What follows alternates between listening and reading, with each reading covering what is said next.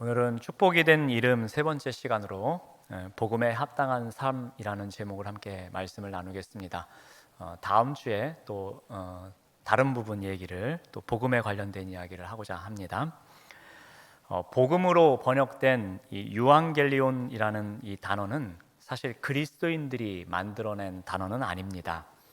1세기경 이 유앙겔리온은 이 로마 제국의 복음을 뜻하는 단어로 사용되어졌습니다.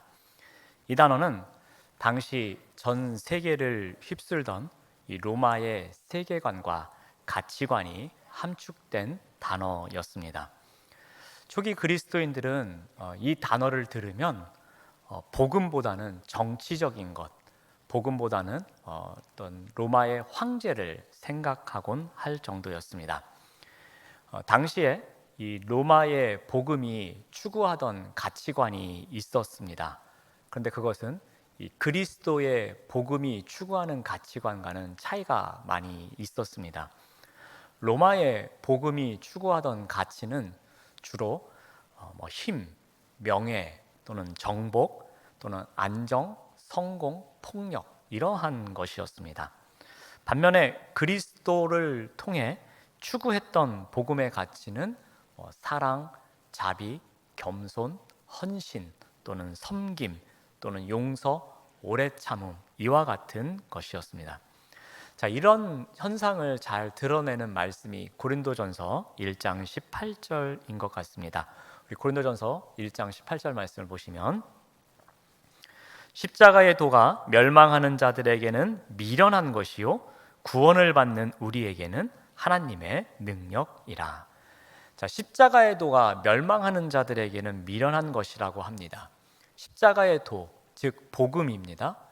이 복음에 대해서 로마 제국의 관점에서 바라보면 이 복음은 희생하는 것이고 화해시키는 것이고 순종하는 것이고 사랑을 베푸는 것입니다.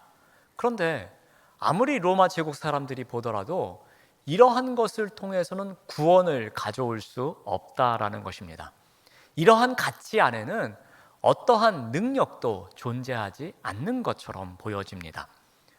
로마 황제 아우구스투스는 로마의 평화를 가져다 준 황제였습니다. 그래서 그는 살아생전에 로마의 구원자였고요, 신의 아들이라고 불리워졌다가 심지어는 신이라고 불리워졌던 황제였습니다.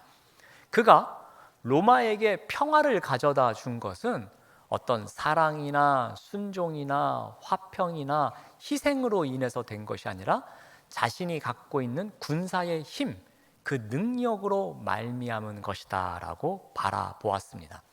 그랬기 때문에 그에게 있어서 복음은 정복하는 힘이었습니다. 그런 관점에서 그들이 바라보는 십자가의 도는 당연히 미련한 것으로 보일 수밖에 없었습니다. 그런데 반면에 구원을 받는 우리에게는 이 십자가의 도, 즉 복음이 하나님의 능력이라고 합니다. 예수님께서는 이와 같은 것을 보여주셨습니다. 십자가에 달려 돌아가시면서 조롱하는 사람들이 많이 있었습니다. 내가 다른 사람을 구원하겠다고 했는데 그러면 너도 한번 구원해보라 라는 조롱도 있었습니다. 능력이 있다면서 왜 십자가에 달려있느냐, 능력이 있으니까 내려와보라 라는 조롱도 있었습니다. 하나님의 아들이라면서 유대인의 왕이라면서 어떻게 그렇게 십자가에 매달려 있느냐, 어서 내려와보라는 조롱도 있었습니다. 그러나 예수님께서는 십자가의 도를 전하시기 위해서 그들을 포용하고 그들을 용서하셨습니다. 아버지, 저 사람들을 용서해 주십시오. 저 사람들은 자기네가 무슨 일을 하는지 모릅니다 라는 기도를 하는 자리로 나아가게 됩니다. 그리스도의 복음은 힘도 아니고 능력도 아닌 것처럼 보여집니다. 그렇지만 그리스도의 복음 안에는 화해의 복음이 있습니다. 만왕의 왕 예수 그리스도께서 십자가에 못 박히셔서 하나님과 사람들을 화해시키는 능력이 있습니다. 또 사람과 사람 사이를 화해시키는 복음의 능력이 있습니다. 그래서 그리스도의 복음은 화해의 복음이라고도 합니다. 또한 그리스도의 복음은 희생의 복음입니다. 예수님께서 자신을 희생하심으로써 우리 죄를 씻어 주셨기에 희생의 복음이라고도 말합니다. 또한 그리스도의 복음은 순종의 복음이라고 합니다. 십자가의 도를 가는 길, 그 길은 고달픈 길이었습니다. 하지만 예수님께서는 기꺼이 순종하셔서 이루어 내십니다. 그 길을 가십니다. 그러므로 십자가의 도, 즉 그리스도의 복음은 순종의 복음이기도 합니다. 또한 그리스도의 복음은 사랑의 복음입니다. 우리를 멸망하도록 놔두지 않으시고 하나님의 사랑으로 함께 하셨습니다. 그러므로 그리스도의 복음은 사랑의 복음이라고 말합니다.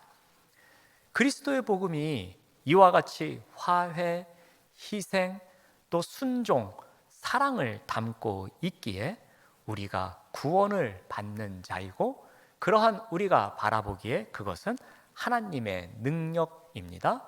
또한 그리스도의 복음은 우리에게 축복이 되는 것입니다. 바울이 빌립보 교회에 이와 같은 사실을 전하고 싶었던 것 같습니다. 빌립보 교회에 보내는 편지에서 복음에 대해서 소개를 합니다.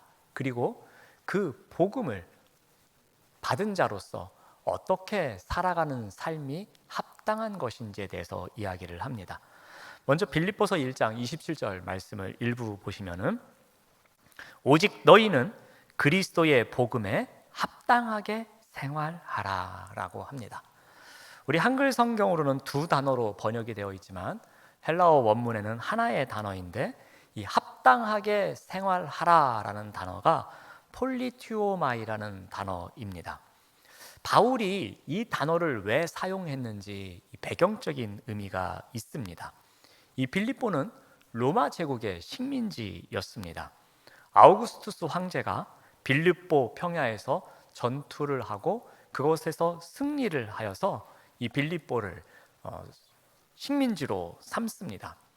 그 후에 빌립보에 사는 사람들 중에 많은 사람들이 이 로마 시민권을 얻게 됩니다. 그 당시에 로마 시민권은 특권으로 통했습니다. 빌립보의 거주민들은 이 시민권이 매우 자랑스러웠습니다. 그리고 그 특권을 통해서 누릴 수 있는 것들이 많이 있었습니다. 그런데 문제는 그리스도의 복음을 따르는 그리스도인들조차도 그리스도를 믿는 특권보다도 로마 시민권이 주는 특권을 더 좋아했던 것이 문제였습니다. 그래서 바울은 빌립보 사람들의 진정한 시민권이 어디에 있는지를 가르쳐 주고 있습니다. 여기서 말하는 이 시민권이라는 단어가 헬라어로는 폴리튜마입니다. 이 단어를 동사형으로 바꾸면 폴리튜오마이라고 바꿀 수 있습니다. 조금 전에 말씀드린 합당하게 생활하라라는 단어가 폴리튜오마이라고 그랬는데, 시민권의 동사형이 폴리튜오마이, 똑같은 단어입니다. 그러므로 이 폴리튜오마이를 로마 시민권을 가진 사람들의 입장에서 직역을 해보면 시민으로서 의무를 다하다라는 뜻을 갖습니다. 즉 로마 황제에게 충성을 다해라, 로마의 유익을 위해서 목숨까지 바쳐라 라는 의미를 갖게 되는 것입니다. 그래서 바울은 이 단어를 통해서 여러분이 로마 황제에게 목숨을 다해 충성할 것이 아니라 진정한 우리 시민권의 주인이신 하나님께 충성을 다해야 한다라는 의미로 복음에 대해서 이야기를 합니다. 로마 황제가 아닌 우리의 진정한 왕인 예수께 충성을 다하고 오직 그분의 복음에 걸맞는 삶을 살아야 합니다라는 의미가 폴리튜오마이였습니다. 한마디로 로마 사람들과는 정반대의 가치관을 갖고 있어야 한다라는 것입니다. 그들이 강함으로 억누를 때에 우리는 약함으로 섬길 줄 알아야 한다라는 겁니다. 그들이 자기를 위한 이기적인 삶을 살아갈 때에 때로는 자기의 유익을 내려놓고 다른 사람의 유익을 소중히 여길 줄도 알아야 한다라는 것입니다. 이것이 하늘 시민권을 갖고 있는 사람들의 의무다라고 이야기를 합니다. 자, 한번 이 이야기를 더 확장시켜 보겠습니다. 이 폴리티오마이가 갖고 있는 의미, 그래서 바울이 이 단어를 사용하게 된 배경을 찾아보기 위해서 다른 서신서를 한번 찾아보겠습니다. 이 폴리티오마이가 갖고 있는 다른 첫 번째 의미는 거룩한 삶을 의미합니다. 우리 로마서 13장 13절 말씀을 봅니다.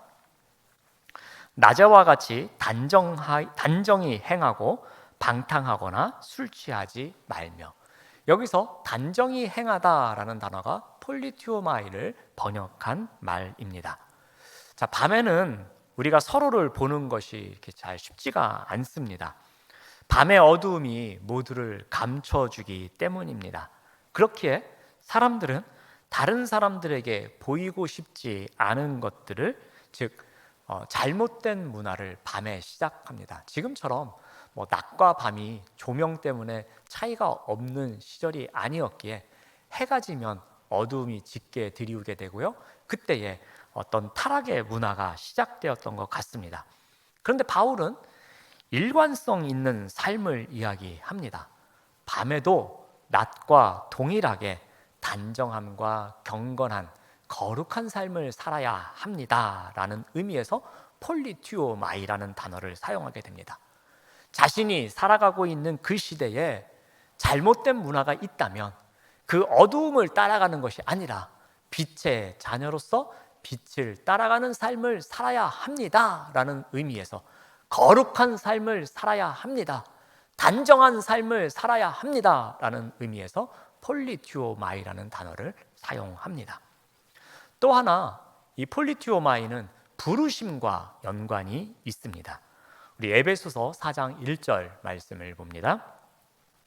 그러므로 주 안에서 갇힌 내가 너희를 권하노니 너희가 부르심을 받은 일에 합당하게 행하라 라고 합니다. 그러니까 합당하게 행하다라는 것이 부르심을 받은 자리에서 행하는 것과 연관이 있습니다. 또 데살로니가전서 2장 12절 말씀을 봅니다. 이는 너희를 부르사 자기 나라와 영광에 이르게 하시는 하나님께 합당히 행하게 하려 함이라 라고 합니다. 부르심을 받은 자로서 그 자리에 맞는 합당한 삶이 있는데, 이 부르심의 목적이 있는데 그것이 무엇이라고 합니까? 폴리티오마이, 합당하게 살아라 라고 이야기를 합니다. 이 세 번째로 폴리티오마이의 의미는 열매와도 연관이 되어 있습니다. 우리 골로새서 1장 10절 말씀을 봅니다. 주께 합당하게 행하여 범사에 기쁘시게 하고 모든 이 선한 일에 열매를 맺게 하시며 하나님을 아는 것에 자라게 하시고. 자, 골로새서에서는 또 이렇게 이야기를 합니다. 주께 합당하게 행하라, 폴리티오마이 해라. 그러면 선한 일의 열매를 맺을 것이다 라고 합니다. 선한 일의 열매를 맺는 것은 하나님을 아는 지식이 더 자라가는 것이다. 그러면 그것이 하나님을 기쁘게 하는 삶이다 라고 이야기를 합니다. 폴리티오마이가 열매를 맺는 삶이고 그 삶을 통해서 하나님을 기쁘게 하는 삶이다 라고 가르쳐 줍니다. 그리스도의 복음에 따르는 이 합당한 삶, 폴리티오마이는 거룩한 삶을 말합니다. 그리고 부르심과 연관이 있습니다. 그리고 열매를 맺어서 하나님을 기쁘게 하는 삶을 말하고 있습니다. 그런데 우리가 살아가고 있는 세상에는 이 폴리티오마이보다는 그 1세기의 로마의 복음과 같이 많은 복음이 우리에게 전해집니다. 근데 그 복음은 성공해야 한다, 강해야 한다, 이렇게 살아야 한다, 저렇게 살아야 한다면서 다양한 종류의 복음이 우리에게 전해집니다. 하지만 그리스도인이라면은 어떠한 복음이 우리에게 전해지더라도 그리스도의 복음과 맞지 않으면 단호하게 거절할 수 있는 용기가 있어야 합니다. 극심한 경쟁을 뚫고 살아남아야 하는 시대입니다. 그리스도의 복음을 현세의 성공 원리로 재포장한 가짜 복음이 많은 세상입니다. 그런데 지금도 또 1세기의 그 상황 속에서도 비슷한 상황 가운데에 계속 외치는 복음이 있습니다. 그 시대에 바울은 그 시대의 사람들을 향하여서 외쳤습니다. 오직 너희는 그리스도의 복음에 합당한 삶을 살아라 라고 외칩니다. 1세기의 외침이었지만 지금 이 시대에도 우리에게 들려주는 외침인 것 같습니다. 왜 이 외침이 있을까 생각을 해봅니다. 그리스도의 복음에 합당하게 살아가는 삶, 그 삶이 바로 축복의 삶이기 때문입니다.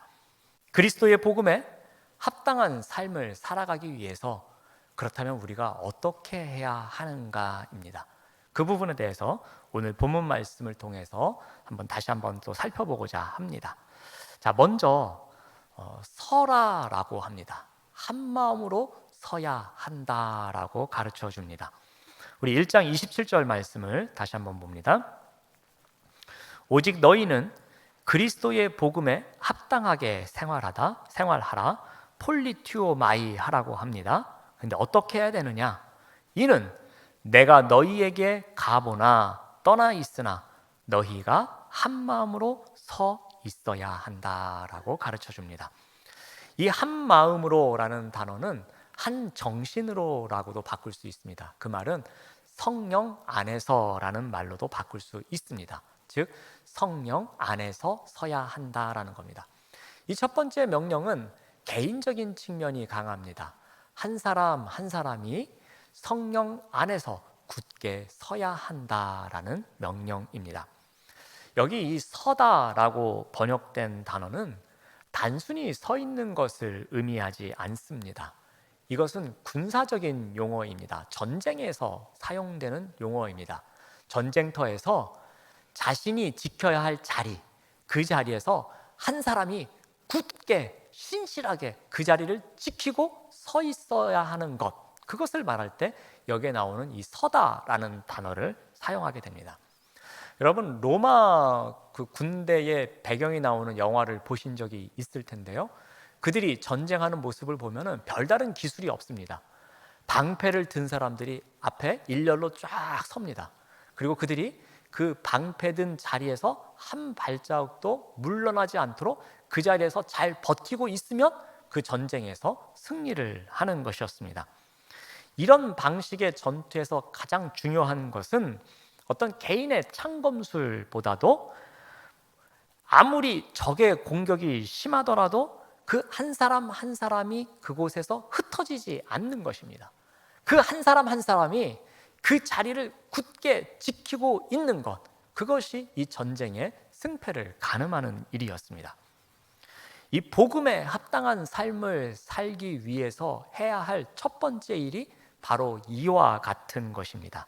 마치 로마의 그 군대의 전투 방법과 같이 한 사람 한 사람이 성령 안에서 굳게 서 있어야 한다라는 것입니다. 철저하게 개인이 준비해서 굳게 서 있는 삶을 살아가야 한다라고 합니다. 이것이 폴리튜오 마이를 합당하게 실천하는 삶이다라고 이야기를 합니다. 자, 두 번째로는 협력하라라고 합니다. 우리 27절 말씀을 계속 보시면 한 뜻으로 복음의 신앙을 위하여 협력하라라고 합니다. 첫 번째는 개인이 성령 안에서 굳게 서는 것이었습니다. 두 번째는 개개인이 함께 성령 안에서 협력하는 것이 필요하다라고 이야기를 합니다. 자, 이들이 협력하는데 무엇을 위해서 협력을 합니까? 복음의 신앙을 위해서 협력하라라고 합니다. 즉 신실한 복음을 지키기 위해서 협력하는 삶을 살아가야 한다라고 말합니다. 예수 그리스도께서 자신의 삶을 들이시면서 십자가에서 보여주신 그 십자가의 도, 그 복음의 완성을 위해서 복음의 신실함을 위해서 서로 협력하라라고 말합니다. 이 협력하다라는 단어도 그 당시의 배경을 갖고 있습니다. 조금 전에 서라라는 단어는 전쟁터에서 사용되는 단어라고 했습니다. 근데 이 두 번째 협력하라라는 단어는 운동 경기에 사용되는 단어입니다. 이 협력하다라는 단어는 운동 경기를 하다라는 단어와 같이 하다라는 단어의 합성어로 이루어져 있습니다. 바꿔 말하면 같이 운동을 해라라는 말입니다. 이것은 팀워크를 말합니다. 혼자가 서 있는 것도 중요하지만 혼자만 서 있는 것이 아니라 그 상황에서 좌측에 우측에 있는 사람과 함께 팀워크를 갖춰서 상대방을 잘 막아내는 것이 필요하다라는 것입니다. 운동 경기에서 팀워크가 중요하듯이 복음의 신실함을 위해서는 협력이 필수다라고 가르쳐주고 있습니다. 복음을 위한 싸움은 혼자 감당하기 힘든 싸움입니다. 그래서 바울은 빌립보 교회 사람들에게 이야기합니다. 여러분이 복음에 합당한 삶을 살기 위해서는 혼자 서는 것이 우선이 되어야 합니다. 그리고 두 번째로 해야 할 것은 혼자 서는 사람들끼리 서로 그 복음을 지키기 위해서 협력하는 삶이 필요합니다라고 가르쳐주고 있습니다. 자, 세 번째로는 담대함으로 이겨내는 삶이 필요하다라고 말합니다. 우리 28절 말씀을 봅니다. 무슨 일에든지 대적하는 자들 때문에 두려워하지 아니하는 이 일을 듣고자 함이라. 이것이 그들에게는 멸망의 증거요 너희에게는 구원의 증거니 이는 하나님께로부터 난 것이라. 자, 로마의 복음이 있었습니다. 그리고 그리스도의 복음이 있었습니다. 사람들이 로마의 복음을 따라가니까 성공도 하고 힘도 얻고 아주 부흥하는 것처럼 보여집니다. 그런데 그리스도의 복음을 따라가는 사람들을 보니까 수많은 반대에 부딪히기도 하고요, 고난에 직면하는 것을 보게 됩니다. 하지만 바울이 그러한 상황 가운데 이야기해 줍니다. 그러한 고난을 두려워하지 말고 오히려 담대해야 한다라고 합니다. 왜냐하면 그 고난은 하나님의 은혜의 징조다라고 가르쳐 줍니다. 사람들은 말한다라는 겁니다. 그런 고난을 보고서 야, 이것은 멸망의 징조야. 내가 이렇게 고난을 당하는 거 보니 너는 이제 멸망당할 거야. 멸망의 징조야 라고 말하더라는 겁니다. 그런데 믿음의 눈으로 바라보니까 이것은 그리스도인들에게 하나님이 주시는 구원의 증거다라고 가르쳐 줍니다. 그리고 이것은 하나님께로부터 난 것이다라고 말합니다. 이것을 믿었기에 초대교회의 사람들은 로마의 복음을 따라가는 것이 아니라 수많은 어려움이 있었음에도 불구하고 그리스도의 복음을 따라가는 길을 선택할 수 있었던 것입니다. 고난에 대해서 담대할 수 있었던 비결이 무엇인지 곧바로 29절에서 소개합니다. 그리스도를 위하여 너희에게 은혜를 주신 것은 다만 그를 믿을 뿐 아니라 또한 그를 위하여 고난도 받게 하려 함이라. 자, 여기에서 은혜를 새번역 성경에선 특권으로 번역합니다. 바꿔 말하면 바울은 하나님이 빌립보 교회 사람들에게 특권을 주셨는데 하나님의 은혜로 하나님이 정하신 사람들에게 주신 특권이다라고 말하고 있습니다. 그런데 이것은 고난받는 특권이었습니다. 아무나 고난받을 수 있는 특권이 있는 게 아니라는 겁니다. 오직 하나님께서 고난에 합당한 자로 여김을 받아야지만 고난받을 수 있다라고 합니다. 이 사도행전 5장에도 이와 비슷한 내용의 이야기가 나옵니다. 제자들이 예수 그리스도를 전하다가 붙잡혀서 매를 맞고 풀려나는 장면이 나옵니다. 우리 사도행전 5장 41절 말씀을 봅니다. 사도들은 그 이름을 위하여 능욕을 받는 일에 합당한 자로 여기심을 기뻐하면서 공회 앞을 떠났다라고 합니다. 사도들이 그리스도의 이름을 전하다가 붙잡혀서 능욕을 당했습니다.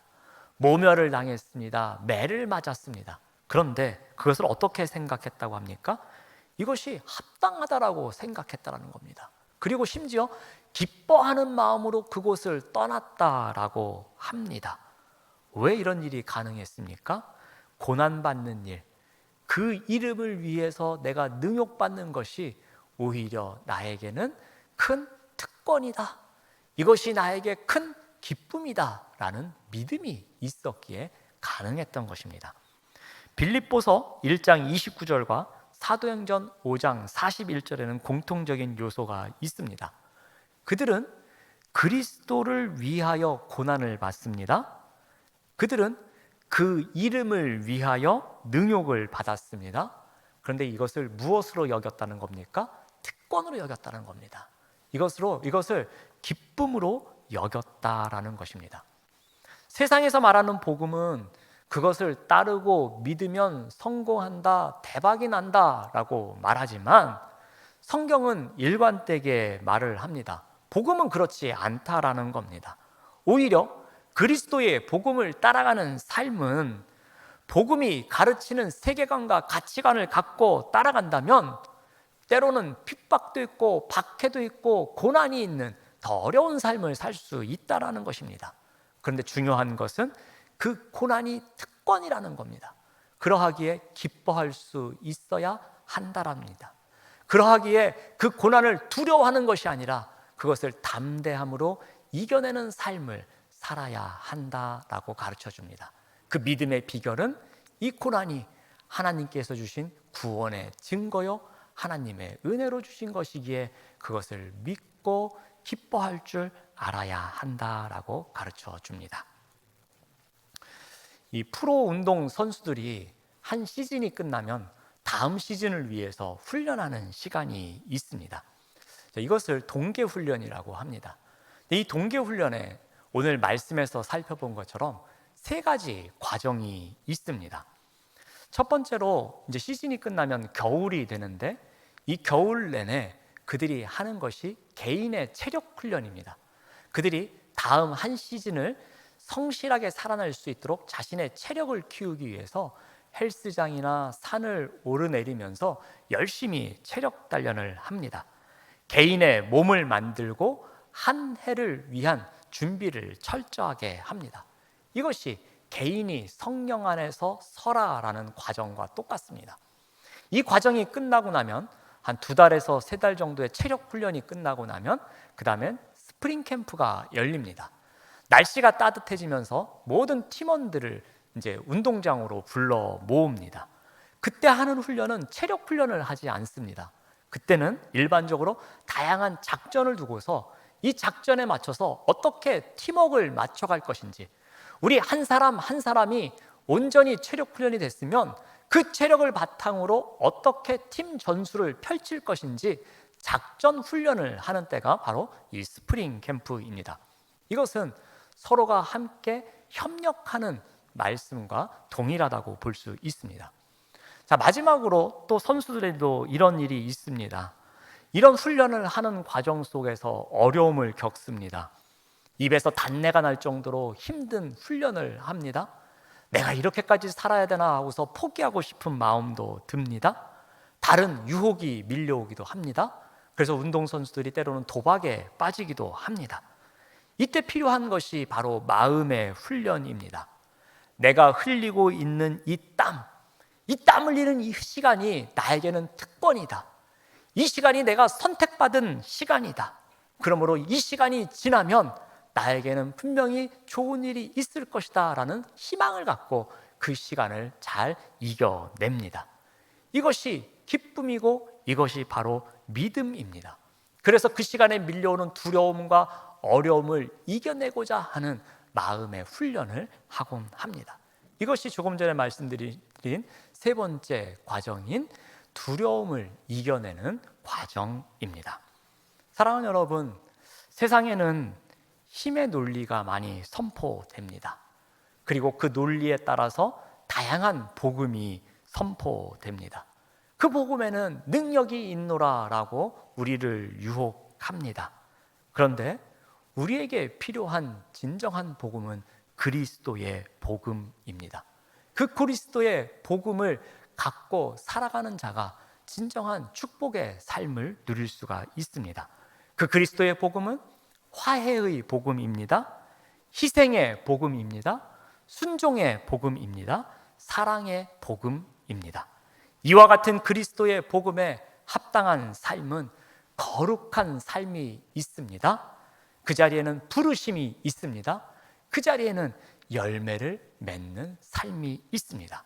그러므로 그리스도의 복음은 우리를 살리는 복음입니다. 그 복음을 믿는 우리에게는 진정한 축복이 있는 줄로 믿습니다.